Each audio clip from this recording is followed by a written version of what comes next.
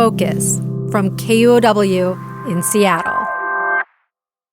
This episode includes graphic descriptions of sexual abuse, drug abuse, and suicide, and it includes a quote containing a slur for gay men around 17 minutes. A description of suicide is at 46 minutes.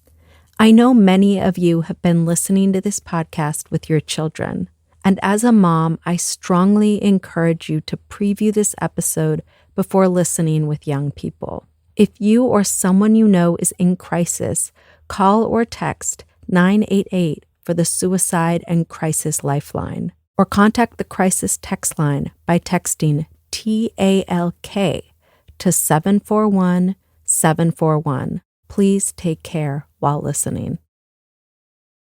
I was doing dishes one evening at home in Seattle a couple months ago when my phone buzzed. It was a text from an unfamiliar number.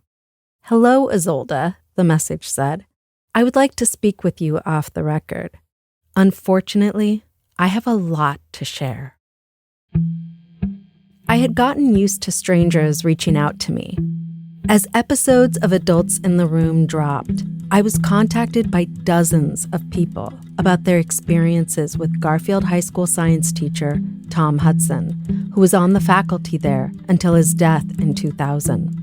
Some men told me how Mr. Hudson had pressured them to shower naked with him when they were students at Garfield, much like Jonathan Hill, who we introduced in episode 4. Others said they had quit Mr. Hudson's outdoors program because he made them uncomfortable. But up to this point, in the years that I've been investigating this story, no one had admitted to me that Mr. Hudson laid hands on them sexually. As a young reporter, I was trained to chase every possible lead. That's why I try to respond quickly to those who get in touch with me. Otherwise, I could miss out on key information. But the timing of this mysterious text message was terrible. We were working nights and weekends, racing to finish the podcast, and I didn't have the energy to do much else. I wrote to the texter and asked if we could wait a week to talk. Almost immediately, I received a message back. "I know it sounds irrational," the text said, "but it took a lot for me to reach out to you." The person said it felt like being thrown away with the trash.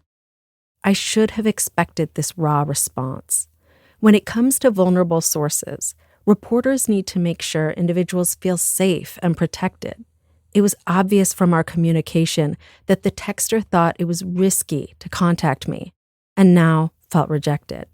So I wrote back immediately with an apology, and I agreed to meet the very next day, even though it was right before our deadline. That evening, the mystery person sent me his name and divulged that he was a prominent attorney who sat on multiple nonprofit boards. His LinkedIn profile corroborated all that. I also saw that this man had been interviewed on several industry podcasts about his area of expertise, and he came across as thoughtful and deeply ethical. Early the next morning, the man arrived at KUOW neatly dressed, wearing khakis, a polo shirt, and loafers with his hair slicked back. He greeted me warmly, but I could tell he was nervous. His face was red and a little sweaty. The man stammered a lot. This wasn't the poised, confident person I'd researched online. I took him to a small conference room with dim lighting. It was a Saturday, so the building was almost empty. After we sat down, the first thing he said was that he'd been listening to our podcast, and he needed to tell me something in person. We had let Tom Hudson off the hook. The man looked at me closely to see if I understood what he meant. Mr. Hudson, he said, was a child rapist. Then, for nearly 3 intense hours, he recounted in detail how the teacher molested him, starting in the late 1980s and extending into the 1990s. It was a harrowing and deeply emotional conversation. But that wasn't all. If you've listened to this series, you know that my best friend Ella Hushagen and I were students at Garfield in the late 1990s and heard rumors that Mr. Hudson was abusing boys there. I told my mom, who reported what we'd learned to authorities. Soon after, Mr. Hudson was placed on leave, and before any further action could be taken, he died by suicide. People in our community blamed Ella and me for our teacher's death, but I didn't realize how little we understood about his final days until I met this new source who said that he was on the phone with Mr. Hudson as he was dying, that he knew why our former teacher took his life, and that it had nothing to do with Ella and me. I could see how difficult it was for this man to open up to me, a stranger and a journalist. He had kept his past private for decades, only sharing his painful history and the trauma it caused him with a few others in his life. What he told me punctured the narrative I held true for so many years. The question now was whether he would agree to tell you his story. From KUOW Public Radio in Seattle, this is Adults in the Room, Episode 8, The Ultimatum. I'm Isolde Raftery.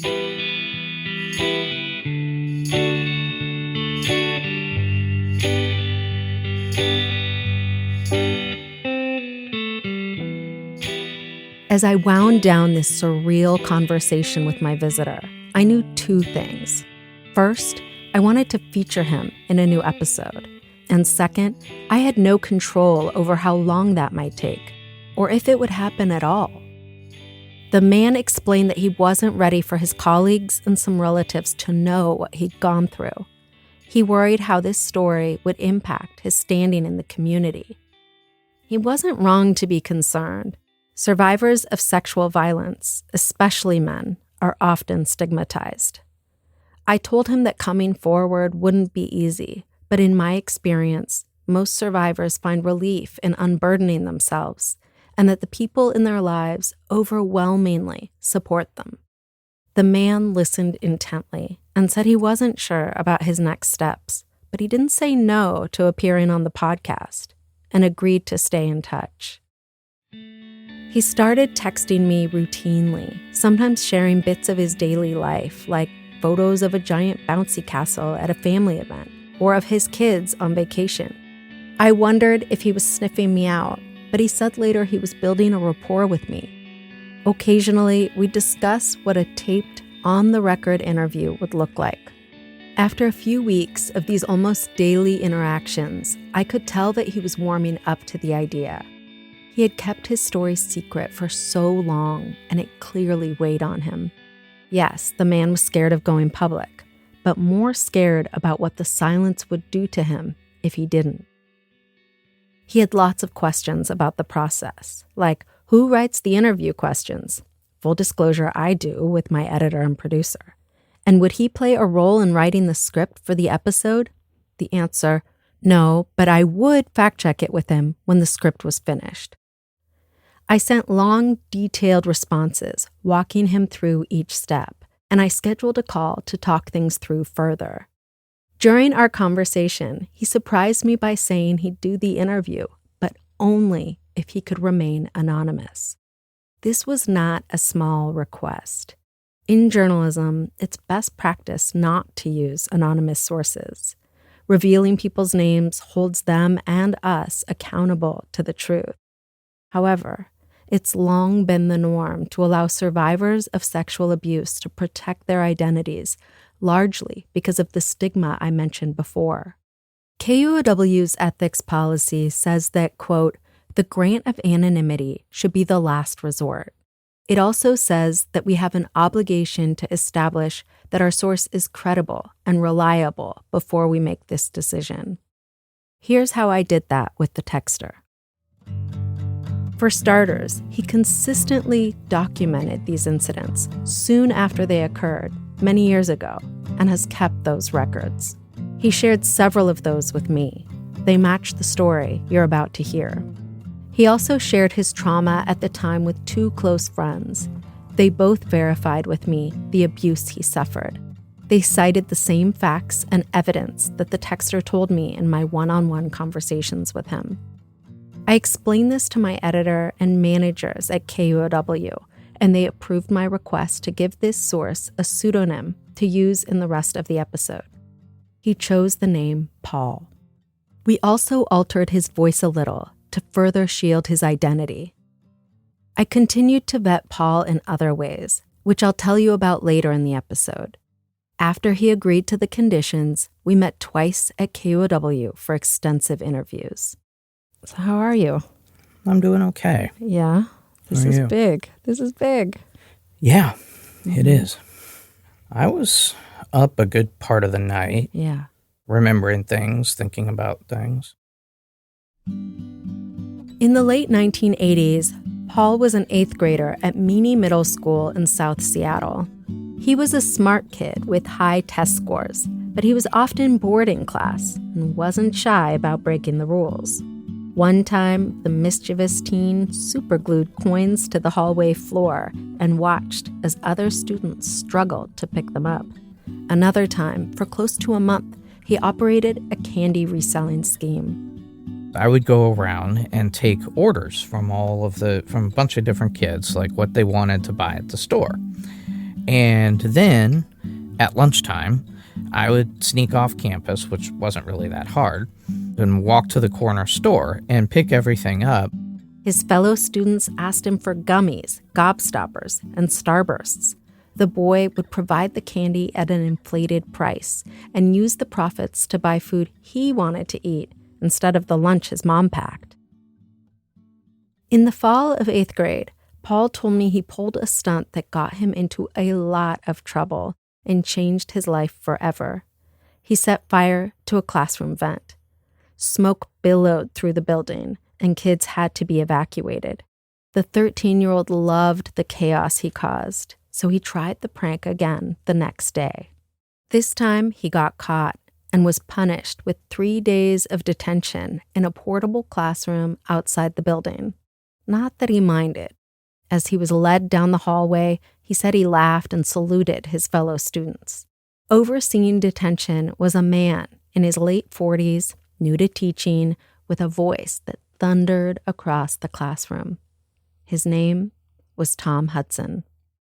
And somehow it ended up that I was the only person in in-school suspension for those 3 days, so I was alone with Tom all day. On day 1, Mr. Hudson gave the boy a genetics textbook. He devoured it. On day 2, Mr. Hudson talked to him about sex. We spent hours talking about all kinds of sex, his sex life, who he slept with and this and that, and I thought it was cool, right? Because it was like confident, we're crossing the line, like we're having an adult conversation. On day 3, Mr. Hudson brought in videotapes of pornography for the 8th grader to take home. There were all kinds of hardcore scenarios on these tapes, including one of porn star Ron Jeremy as a teacher having sex with his student. It was the boy's first experience viewing porn, and it was the first secret he shared with Mr. Hudson. Today, he realizes how sinister it was. Looking back on that, now, I don't understand how he was alone in that room that whole time and how all of this was allowed to play out. It's so far over the line, and obviously was the grooming behavior, the conversations, the crossing the line, the creating that distance from other adults that you create with the secrets, being that adult that they'll talk to about, all kinds of things that other adults won't talk to you about for good reason. After 3 days in detention, the middle schooler returned to his regular classes. He didn't see much of Mr. Hudson for the rest of the term and moved on to high school the next year. Mr. Hudson got a job at a different school, where, coincidentally, the boy's mom worked as a teacher. Mr. Hudson befriended her right away. That winter, Mr. Hudson asked if her son would like to go snow camping with him and a group of other kids and adults. It sounded like fun. Paul remembered how cold it was on that trip and how he wound up in the same tent as Mr. Hudson.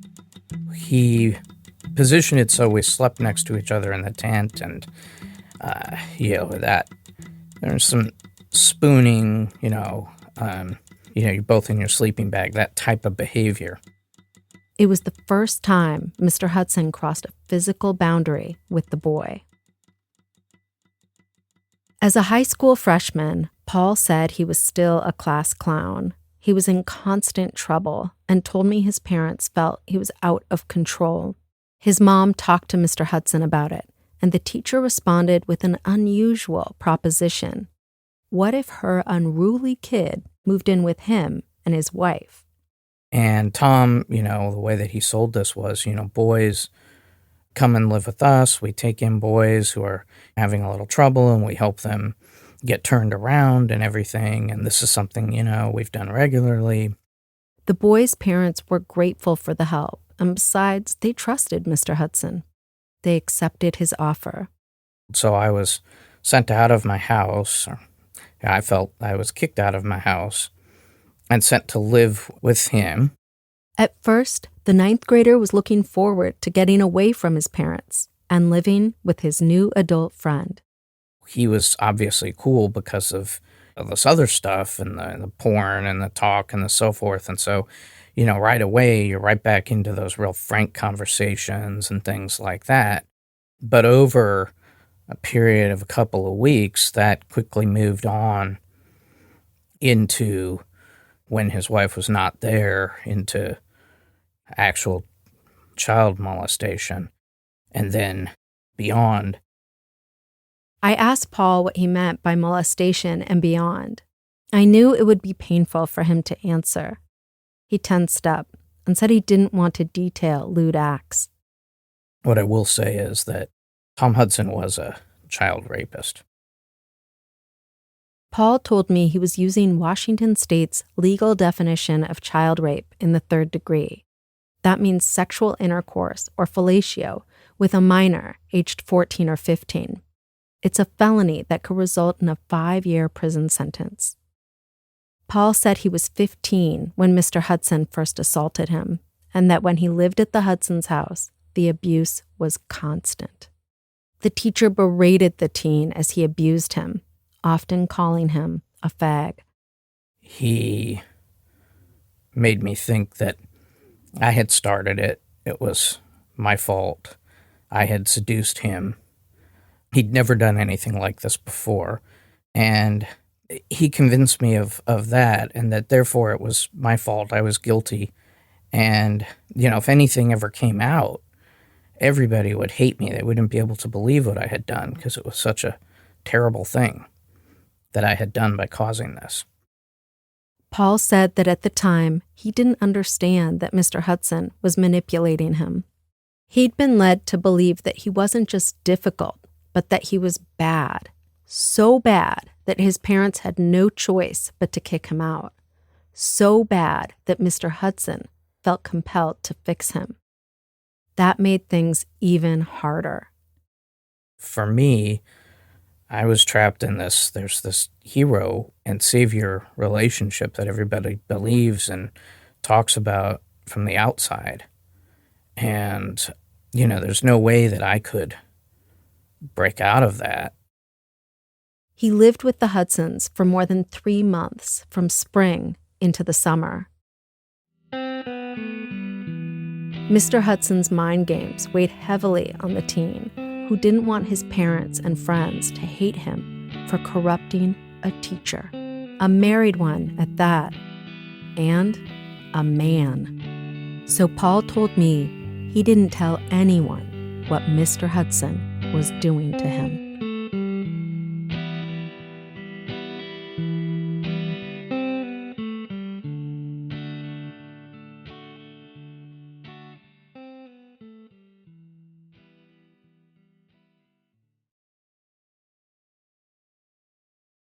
About a month after Paul returned home from living with the Hudsons, he started 10th grade at Garfield High School.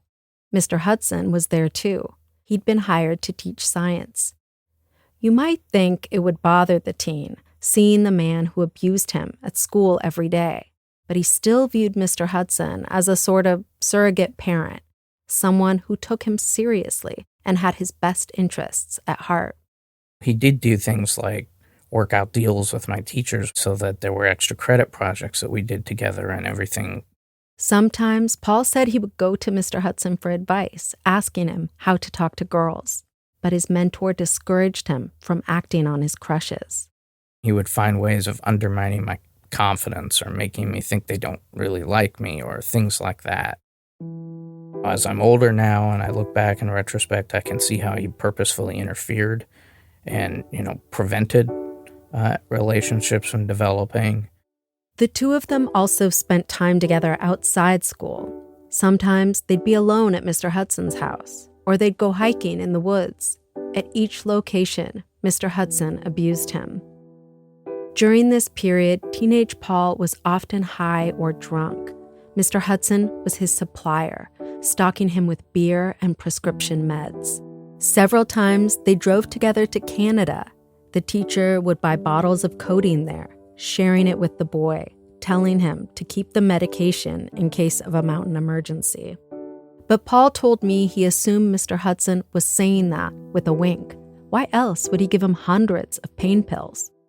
I wondered about that too. It turns out there's research on this. Sex traffickers will give drugs to their victims to create dependence and numb their trauma. Paul explained that was why he used the codeine Mr. Hudson gave him.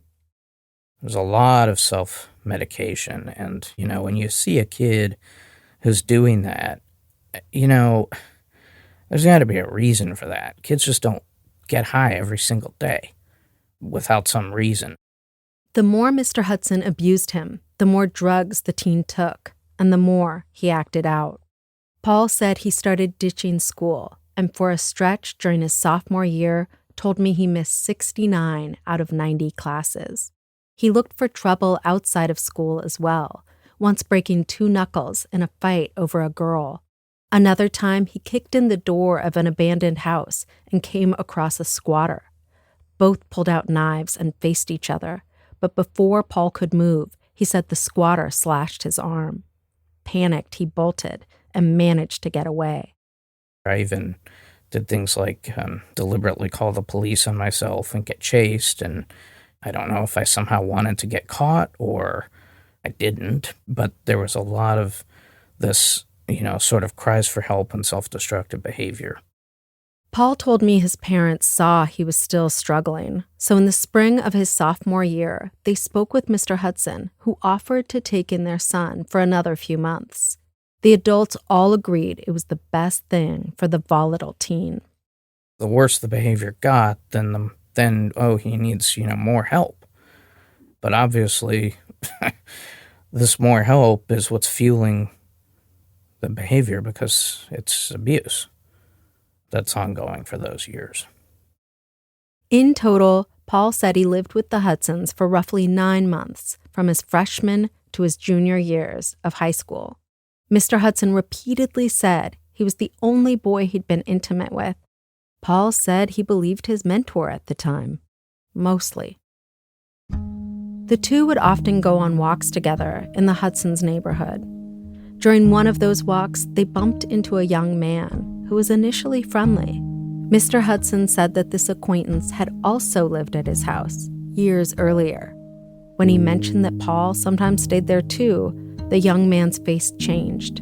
It was a look of muted horror. But I had no idea why that would be.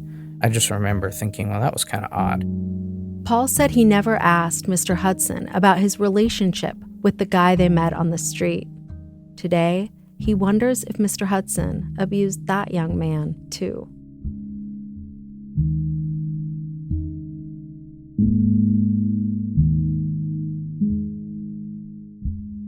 Did Tom Hudson lose interest in you at some point? Eventually. By his junior year, the teen saw less of Mr. Hudson. The teacher was focused on a new outdoors program he'd started at Garfield, the precursor to Post 84. Paul told me the abuse slowed during that time, but it didn't stop. There was just a lot less time, certainly one-on-one in those later years that had crested, so to speak. The bit of distance gave him a new perspective. according to Paul, Mr. Hudson was often high on pain pills, making him erratic. Paul also told me that he'd started taking high school more seriously at this point, and he found himself disliking Mr. Hudson for acting so irresponsibly. But he lived in near constant fear that his parents and friends would notice his growing resentment of his teacher and worried it was only a matter of time before his terrible secret was uncovered. So Paul said he decided to get out of Washington State and as far from Mr. Hudson as he could. College might be the ticket out. The teen's grades were lackluster, but his test scores were nearly perfect. He knew a strong letter of recommendation would help and asked Mr. Hudson to write one for him. The teacher agreed and penned an effusive letter valorizing his student as an outdoorsman and a natural leader. Paul told me that when he was accepted into an elite liberal arts college out of state, he hoped to leave both Seattle and Mr. Hudson behind him. If only. He had befriended my parents. He had befriended, my friends' parents. Everybody. And I still had to, in my mind, maintain this myth. I thought I was going to maintain it for my entire life. I asked Paul if he'd considered coming forward about Mr. Hudson's abuse after moving away. Maybe this was the time to tell his parents what had happened in high school. Paul's answer was an unequivocal no. He was terrified that everyone would take Mr. Hudson's word over his. If it was believed, it would be like, well, there was this great person who did all these wonderful things for you, and then you, seduced him, whatever, got him to do this, and it's all your fault because you took this really good person and you're the reason that all this happened. And then I wouldn't be able to live with that, and I would have to kill myself. That would be the only escape at that point. Paul made it very clear to me that maintaining the fiction that he and Mr. Hudson remained close was a matter of life and death. Paul said that in college, he still did drugs and drank to numb the pain from his trauma. But he also made friends who encouraged him to study hard and not wait until the last day to write his papers. Slowly, he started to see life beyond Tom Hudson. Then, in 1994, during his junior year of college, Paul told me he got an unexpected phone call. On the line was an investigator from Seattle Public Schools. He wanted to know more about a naked photo of Mr. Hudson and two Garfield students that had recently surfaced. We told you about that photo in episode 6. But before the investigator could say why he was calling, the rattled college student hung up. At that time, I thought that it was about me. They were trying to find me. And if they found me, everything would come out and it would be terrible. The investigator didn't reach out again, and the student believed his secret was safe.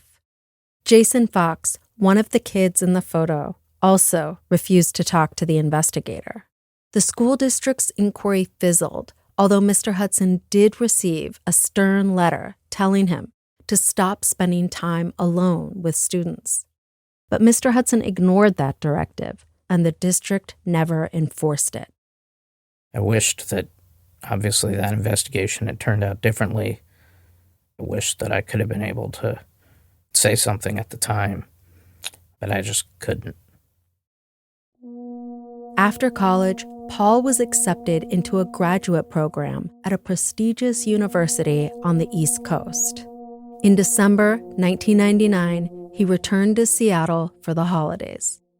Mr. Hudson heard he was in town and called to invite him for a walk. Paul said he still felt he had to maintain appearances and agreed to go. During the walk, Mr. Hudson revealed that the school district was investigating him again. This was the inquiry that started after I told my mom what Ella had confided in me, that Mr. Hudson was drinking with his students and pressuring them to shower naked with him. After my mom reported the allegations, the school district suspended the teacher and began investigating him.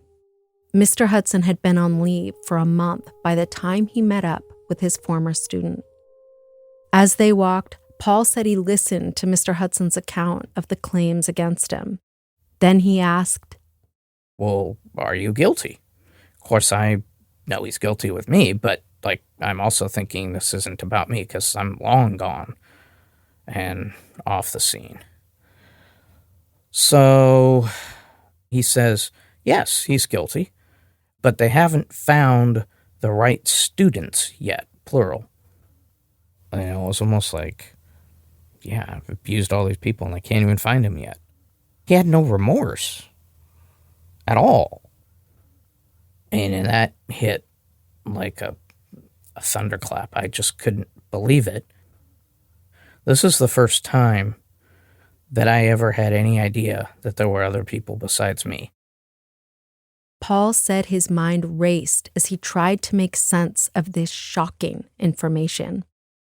I felt that, maybe I could have done something to stop that in the past, so that it wouldn't have gone beyond me. He thought back to that strange interaction with the young man they encountered on the street in Mr. Hudson's neighborhood, and the call he received from the school district's investigator. Paul told me he tried to figure out how long Mr. Hudson had been abusing boys, how many there might have been, and why Mr. Hudson was admitting all this to him. Why do you think he confessed to you?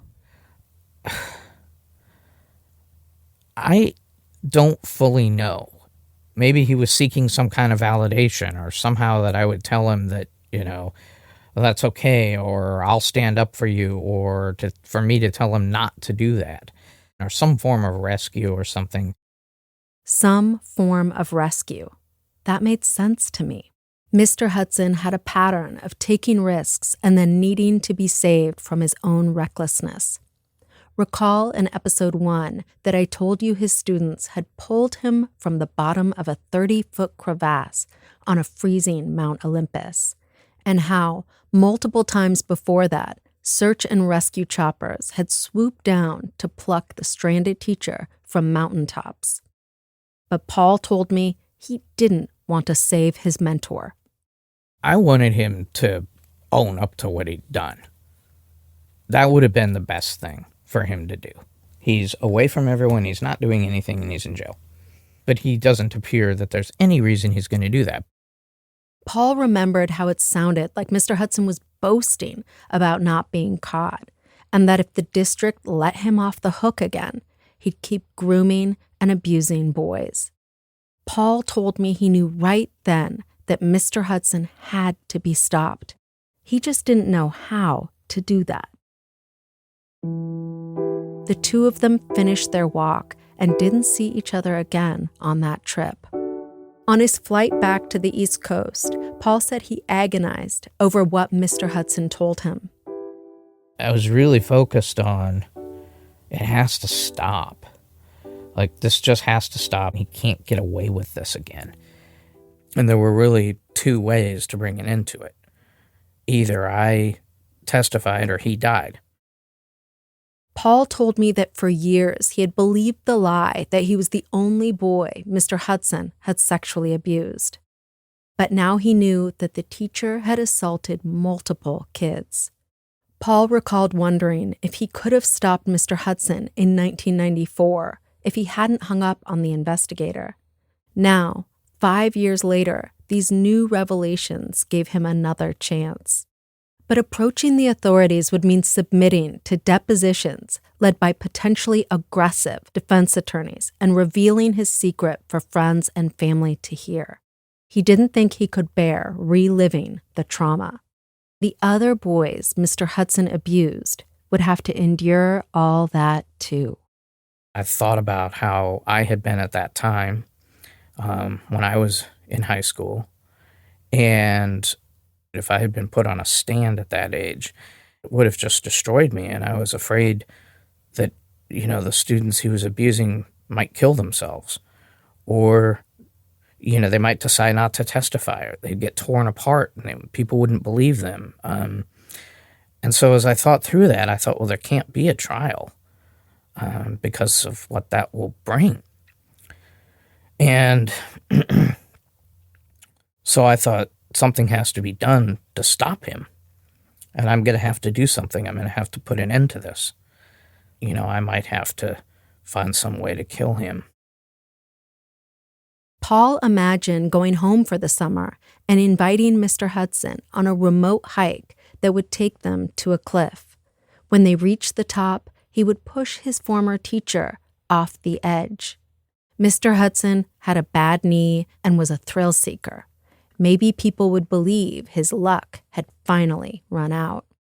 But before the grad student got too deep into researching the perfect trail to commit his crime, he realized he couldn't murder Tom Hudson. I mean, it was a stupid idea. Obviously, that's illegal, and there would be consequences for me. It also might not work, and so on and so forth. He needed a different plan. Back at school, Paul said he spent weeks sitting on the couch in his basement apartment, smoking pot and trying to figure out what to do about his former teacher. Man, that was brutal. That was brutal. And there was no one I could talk to at all. So I'm all alone. Then, one night in mid-January, the phone rang. It was Mr. Hudson calling, sounding drunk or high. After a few minutes of rambling and without any prompting, the teacher started describing how he groomed the boys he abused. Mr. Hudson said it usually started with him talking generally about sex. Then he would introduce the boys to porn and isolate them from friends and other adults so he could look for an opening to abuse them. Mr. Hudson admitted this was the tactic he'd used on Paul, too. He went through how he had accomplished that in detail, and how this wasn't my fault, and how it was his fault, which is, his attempt to make good, I guess, and apologized. But all of that rings obviously hollow, and I don't know if he even felt bad about the kids that he was abusing at the time. But he did go through and say that and get into detail about how he had planned it out and executed to that plan. He just laid it all out. Paul maintained that he doesn't know why Mr. Hudson was telling him about his playbook, but he said Mr. Hudson knew he had always kept the abuse a secret. Maybe he'd stay quiet about these new revelations, too. A few days later, Mr. Hudson called a second time. Paul told me he sounded inebriated again. Mr. Hudson was now sharing that the school's investigation was closing in and that he was contemplating suicide. As we explained in an earlier episode, Mr. Hudson had been saying the same thing for weeks to another Garfield student at the time, Jonathan Hill. Those calls had thrown Jonathan's life into chaos as he pleaded with his teacher not to kill himself. But for Paul, Mr. Hudson's suicidal ideation offered a potential solution. Well, if he kills himself, that'll be great. That will solve the whole problem. He won't be able to abuse any more kids, and no one will have to know what happened to me. It'll all be over. Paul said he knew he had leverage to push Mr. Hudson toward that outcome, so he used it by giving his former teacher an ultimatum. Paul told me he set a firm deadline for Mr. Hudson to turn himself in and confess his crimes. He said he didn't specify who Mr. Hudson should go to. The deadline was sometime in February. He doesn't remember the exact date. But Paul said he told Mr. Hudson to come forward by then, or he would. I'm going to tell them everything. I'm going to tell them what you did to me. I'm going to tell them what you have admitted to me that you've done to everyone else, and I'm going to lay it out. And so that's what's going to happen. Paul told me he was scared even thinking about going to the authorities, but he was betting he wouldn't have to. He felt confident Mr. Hudson would choose death over facing consequences for his actions, and he could sense the man's desperation through the phone line. The walls are closing in on him. At one point there, and I think it's right in response to that, he asked if he could come out and visit. And I think he probably wanted to try to talk me out of that, or who knows what. Or, I mean, to be honest, he's so high and drunk. Who knows? Paul told me he declined Mr. Hudson's request and hung up the phone.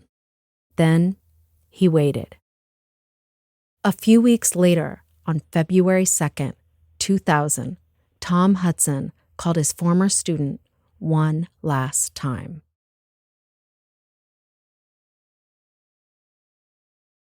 The phone call came in the middle of the night. It was a few weeks after Paul imposed a deadline on Mr. Hudson to admit to authorities that he had sexually abused boys. Paul told me he was at his apartment on the East Coast. Mr. Hudson sounded intoxicated once again. And he says, this is a goodbye. They're going to find me. I'm dead tomorrow. And, it's going to look like natural causes. At first, he couldn't understand what Mr. Hudson was talking about. They were going to find him? Who were they? Where and why was he going to be found? He was obviously really, really high, and his mind was kind of coming apart. He was getting less lucid as we talked. Paul said he knew what his former teacher was like under the influence, but there was something different about this call. Mr. Hudson revealed that he'd taken a bunch of prescription pills. And that's when Paul told me he realized this was Mr. Hudson's response to his ultimatum. Mr. Hudson now seemed to be on the phone while he was dying. As the grad student had suspected, Mr. Hudson would rather die than confess his crimes to authorities. Did you hope it was what was happening? Well, I certainly thought it would be a great thing. If he did then, or if he did later that night, or whatever, right? If he was planning to. I certainly didn't think the world would be worse off for that. After about 20 minutes of listening to the teacher's ramblings, Paul said he hung up the phone without saying goodbye. He can't remember what Mr. Hudson was talking about. At that point, he was too far gone to say anything coherent. Besides, Paul told me he was tired of Mr. Hudson's apologies. After all that had happened between them, he found they meant nothing. The next day, Paul said he got another phone call. He doesn't remember from whom, but that person told him that Tom Hudson had been found dead. He had checked himself into a tiny motel at a marina north of Seattle. Staff found his body. How did you feel when you learned he had died? Relief. There wasn't going to be any kind of trial. He wasn't going to drag it out for all the kids. I would keep the secret of what happened to me secret forever, was my initial thought. 10 days later, 1,000 people attended Mr. Hudson's funeral at Town Hall in Seattle. Paul was one of them. He was concerned about what people would say if he didn't show up. He told me that he got high before the memorial, hoping it would make the service more bearable. It didn't. Every time that I was talking to a friend or a family and they'd mention him and, how great he was and how much he did for me and how, terrible it was that he had killed himself, and I had presented publicly as that's how I felt. But inside, it was eating away at me. Paul said he watched as the crowd wept for his abuser, including the devastated kids sitting cross-legged on the floor at the front of the Great Hall, wearing fern crowns to honor their late mentor. But Paul told me in that moment, he felt proud. He may not have pushed Tom Hudson off a cliff, but he'd still found a way to protect those boys. And Paul was the only person alive who knew how he'd saved them. But in the months after that funeral, those positive feelings faded. Paul told me that to his dismay, Mr. Hudson's death didn't diminish his pain. He still felt the need to show respect and admiration for Mr. Hudson in front of friends and family. It was all a lie. And it was a lie that I had been telling for a long, long time. What was the lie? The lie was the relationship. The lie was that he had come in as this white knight and done all these great things for me. We'd had this great relationship when actually, he was a child molester who had done terrible things to me and to lots and lots of other boys. When I was a kid and vulnerable and under his protection. And that, he had almost ruined my life. As the 1-year anniversary of Mr. Hudson's death approached, Paul said he'd grown despondent. The trauma from the abuse had become too much to handle, and he couldn't tell anyone about it. I came to a point where I just couldn't live with it anymore, and I decided to commit suicide. Paul told me he went to the back patio of his East Coast apartment, hung a rope from the deck above, tied a noose, and put his head through it. And as I was preparing that, there was a voice that said, look, why don't you just take a quick break? You can, reach out to some friends, family. Why don't you tell them what happened and see if they hate you? And if they do, well, you only lose 20 minutes. You can go right back to this and finish the job. But if they don't, then you don't really have to do this. So I thought, well, that seems like a reasonable deal. Paul said he called his brother first and told him about the abuse he suffered and the ultimatum he issued before Mr. Hudson died. Then he called a close friend and confessed everything to him, too. They were horrified. They were sad. Horrified by what he had done to you. By what he had done, yeah. Not by me. Which was, well, that was genuinely surprising to me. Was it a relief? It was a huge relief. I couldn't believe it. Paul told me he didn't attempt suicide that night. He realized he'd been trapped by another lie of Mr. Hudson's, that if he told the truth about his abuse, his friends and family would hate him. In the weeks that followed, Paul said he mailed his parents a letter detailing what Mr. Hudson had done to him. When they read it, they called him immediately. They were obviously really sad. They were apologetic. They felt terrible. So they really took ownership for their piece They of did it. take ownership. Yeah, they did. They weren't the only people he contacted. I wrote letters to adults who, had failed. And had conversations with them. I had written a letter to his widow. Paul gave me a digital copy of that letter and agreed to let me share some of it with you. I'm sorry to have to write this, it starts. I feel you must know the truth about Tom's relationship with me.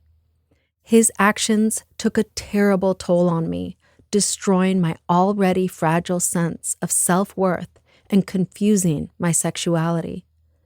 Ultimately, I realized that the shame is all Tom's and that I need to heal and escape from the false reality he imprisoned me in. We reached out to Mr. Hudson's widow for an interview. She declined to speak to us, but confirmed receiving a letter like the one Paul described. She also sent us this comment about her husband. I was completely blindsided after his death and memorial as soon as some revelations came to my attention. 25 years later, here we are. After Paul told me his story, I recounted it to a few people whose opinions I value. I wanted their reactions. All expressed disbelief. The story seemed too good to be true, they said. Was I sure about this guy? I was defensive at first. Yes, of course I trusted him. While I appreciated their honest responses, I was also annoyed with them. Reactions like theirs can prevent victims from coming forward because they fear people won't believe them. But more importantly, over the past few months, I've come to know Paul well. We've spent hours talking. I know his real name, where he works, where he attends church, and that he gains nothing from lying. I've observed him sweating and stammering and crying throughout our interactions.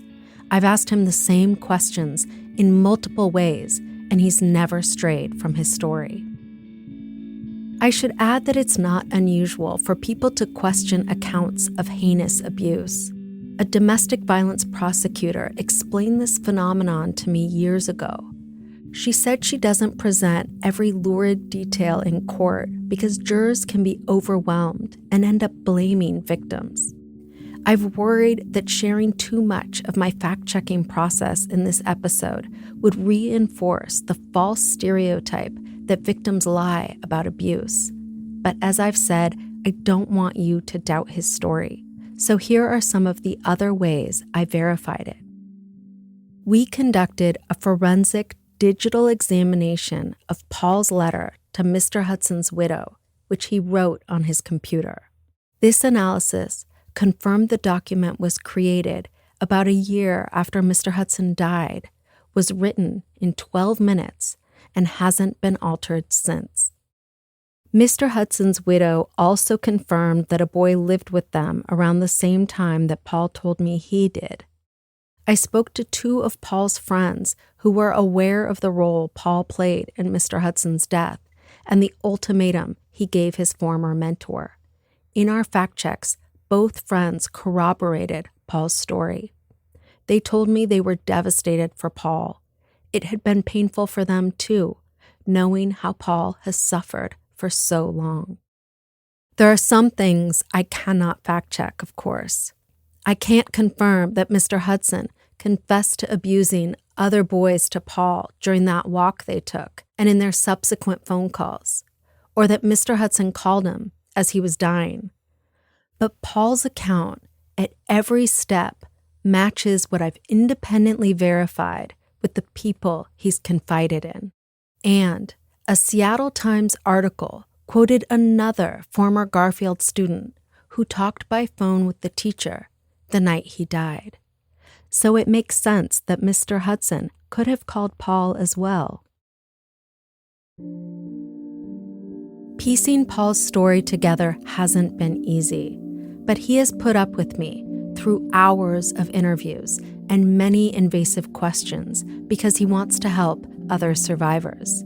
He wants them to know there can be light on the other side of darkness and that it's possible to have a good life even after enduring years of childhood sexual abuse. When we started releasing episodes of Adults in the Room, before I knew Paul existed, he told me he was anxious about what we would reveal about Mr. Hudson. So he created a mini support system for himself. Every Tuesday morning, Paul listened to the latest episode and debriefed with one of the two close friends I later spoke with. Paul made it clear to me that at first, he didn't like the podcast, and he was annoyed with me. He felt I'd made the narrative about myself. But Paul explained that his opinion changed after we chronicled the stories of Ocean Mason, Jonathan Hill, and Jason Fox. That's when he decided to get in touch with me. The message that I want to convey is one of hope and also responsibility. I think it's important to understand how much damage this does and to be real about that, both to set the record straight with respect to Tom, but also to just make sure that people understand and can't hide from the really destructive effects that this has on children.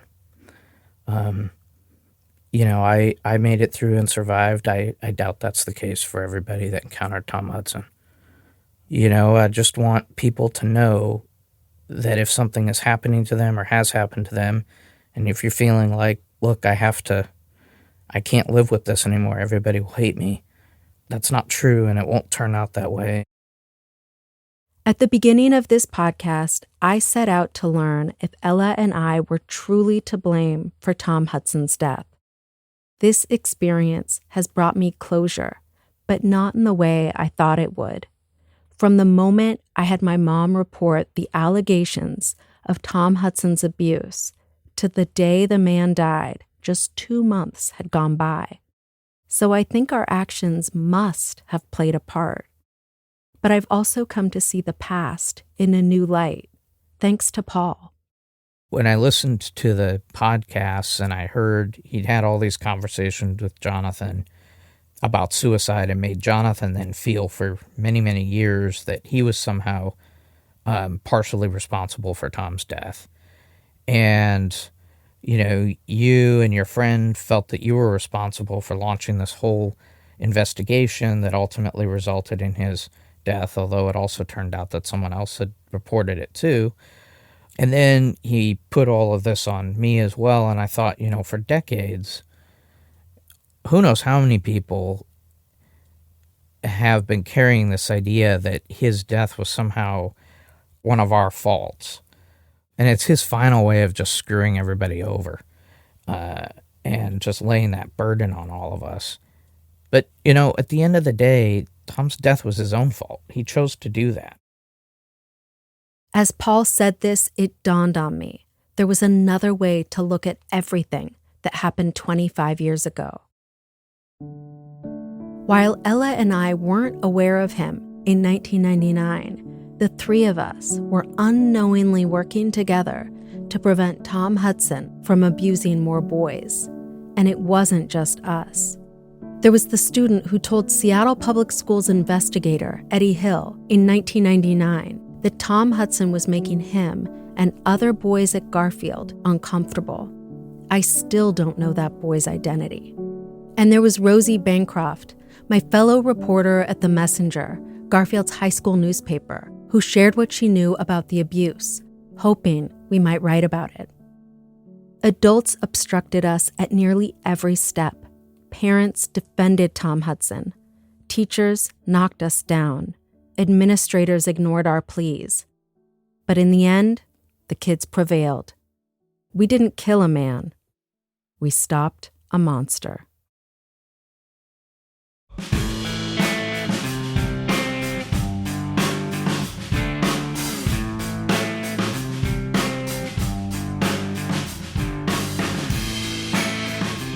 Adults in the Room is part of Focus, a dedicated documentary channel from KUOW Public Radio in Seattle, a proud member of the NPR network. KUOW podcasts are made possible because of listener support. If you enjoyed this podcast, please make a donation or become a monthly member at KUOW.org. Original reporting for this series was done by me, Isolde Raftery, Ella Hushagen, Jeannie Yandel, and Will James. Our producers are Will James and Alec Cowan. Our editor is Jeannie Yandel. Music by B.C. Campbell. Additional music by Alec Cowan. Logo design by Alicia Villa. Amelia Peacock manages our marketing and promotions. KUOW's Director of New Content is Brendan Sweeney. Our Director of Marketing is Michaela Giannotti-Boyle. Our Director of Community Engagement is Zeki Hamid. KUOW's Chief Content Officer is Marshall Eisen. Special thanks for this episode to Phyllis Fletcher, John Bancroft, who kept crucial records for decades, my therapist, Mary Mills, and my husband, Levi, for wrangling our boys so I could write. And a very special thank you to KSARC, King County Sexual Assault Resource Center, for providing support at our event in June. I'm Isolde Raftery. Thank you for listening.